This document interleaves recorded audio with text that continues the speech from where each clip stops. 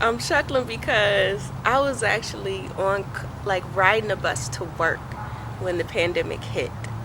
And again, as a result of the accident, my truck was totaled. I did not have a vehicle, and I was blessed to get employed just before the pandemic hit. So I'm riding the bus to work, just settled in my office space, just getting used to my colleagues. Pandemic hits, and it's like, oh yeah, no. So it reshifted everything to being like work from home again. Like I was actually excited to get out the house from all those times and not being all those weeks. Um, so what it did for me though is it actually, this is gonna really sound contrary for some folks, but it created some convenience in a sense. A return to something that I was actually used to. I had come accustomed to working from home because I was self-employed for so long. That's what I did. So it was like, okay, well, I'm returning to working from home.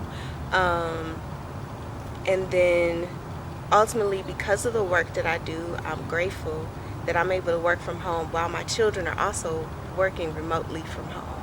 So I get to still be present for them and with them through this. Um, I have chosen not to take on fear in the midst of this. Um, Not that I don't feel others' fear or honor, or recognize the need for safety and precautions, but I just am choosing not to grow anxious around the pandemic. So it's actually allowing me to exercise my faith and hope and wellness practices. It's actually reminding me, okay, how do you build up your immunity? How do you support your immune system? Breathe, eat, right? Exercise, all the things that God had already been moving me to do. And so even though I don't do those things in perfection, I do them consciously throughout this pandemic, and I'm really working to support others in doing that too. Like we don't have to fear it, but we can do things for ourselves that will build us up to be able to handle whatever is happening in the world.